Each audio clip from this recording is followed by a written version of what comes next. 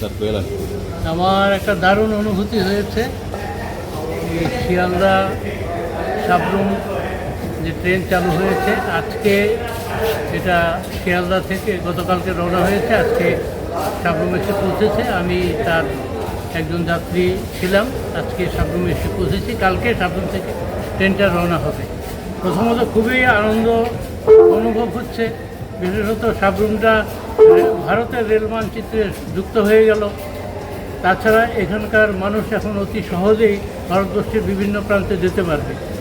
এরপরে এখানে যে মৈত্রী সেতুটা হয়ে গেছে, সেটা যদি খুলে দেওয়া হয় তাহলে বাংলাদেশের যারা এখানে বিভিন্ন কারণে পর্যটনের জন্য বা ব্যবসায়িক কারণে বা চিকিৎসার কারণে যারা ভারতে আসেন, তারা সরাসরি এখান থেকে মানে ট্রেন অ্যাভেল করতে পারবেন, কলকাতা যেতে পারবেন, সেখান থেকে ভারতের বিভিন্ন প্রান্তে যেতে পারবেন। কাজে এটা আমাদের জন্য একটা বিরাট সুযোগ এবং আমার মনে হচ্ছে আগামী দিনে আরও বেশ কটা ট্রেন এখান থেকে শুরু হবে।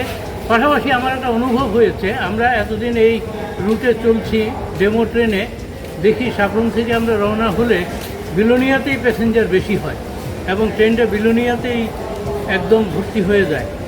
এখন আজকে আসার সময় দেখলাম যে ট্রেনটা উদয়পুরের পরে আর কোথাও দাঁড়ায়নি। যেহেতু আমাদের এই জেলার একটা প্রধান কার্যালয় বিলোনিয়া এবং দক্ষিণের অধিকাংশ প্যাসেঞ্জার বিলোনিয়া থেকে ওঠে, কাজে আমার মনে হয় আগামী দিনে এই কাঞ্চনজঙ্ঘা এক্সপ্রেস যেটা শিয়ালদহ থেকে সাবরুম শুরু হচ্ছে, সেটা যাতে বিলোনিয়াতেও একটা স্টপেজ দেয়।